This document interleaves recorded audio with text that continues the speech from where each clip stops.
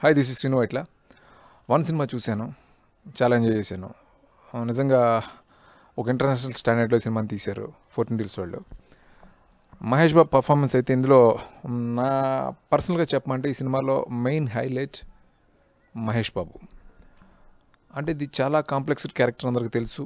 ఇలాంటి క్యారెక్టర్ని పర్ఫామ్ చేయాలని అంటే, ఇంత కన్విన్సింగ్గా పర్ఫామ్ చేయాలంటే ఆ ఆర్టిస్ట్కి చాలా ఎబిలిటీస్ ఉండాలి.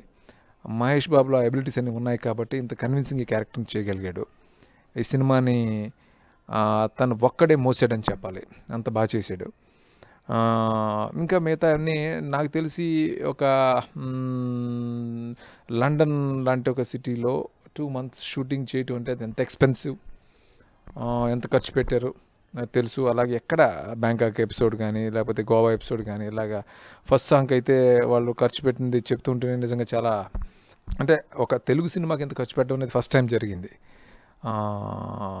నిజంగా చాలా గట్స్తో మా వాళ్ళు చేశారు. దాని తగ్గట్టే ప్రేక్షకులు కాస్త బిగినింగ్లో డివైడ్ వచ్చినప్పటికీ కూడా రిసీవ్ చేసుకుని ఈ సినిమాని ఒక యూనిక్ ఫిల్మ్గా ఫీల్ అయ్యి దీన్ని ఆదరిస్తున్నారు.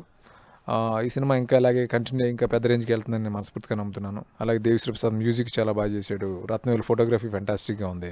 ఆ డైరెక్టర్ స్క్రీన్ ప్లే చాలా బాగా చేశాడు. ఆర్టిస్ట్ నుంచి పర్ఫార్మెన్స్లు బాగా తీసుకున్నాడు.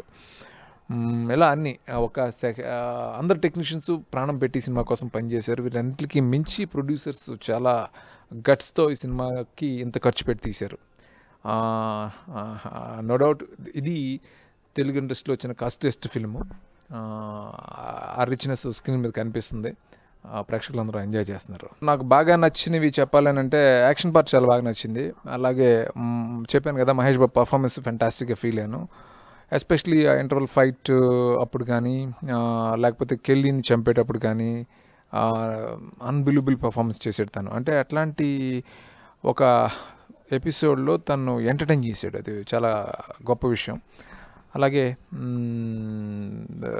నాజర్ని చంపేటప్పుడు అలాగే క్లైమాక్స్లో తన పర్ఫార్మెన్స్ నాకు బాగా నచ్చింది. అలాగే యాక్షన్ ఎపిసోడ్స్ అన్నీ కూడా బాగా నచ్చినాయి. లండన్లో తీసిన చేజ్ కానీ, గోవాలో తీసిన, అది బ్యాంకాక్లో తీశారు బోట్ చేజు, ఇవన్నీ చాలా ఎక్స్ట్రానరీగా ఉన్నాయి.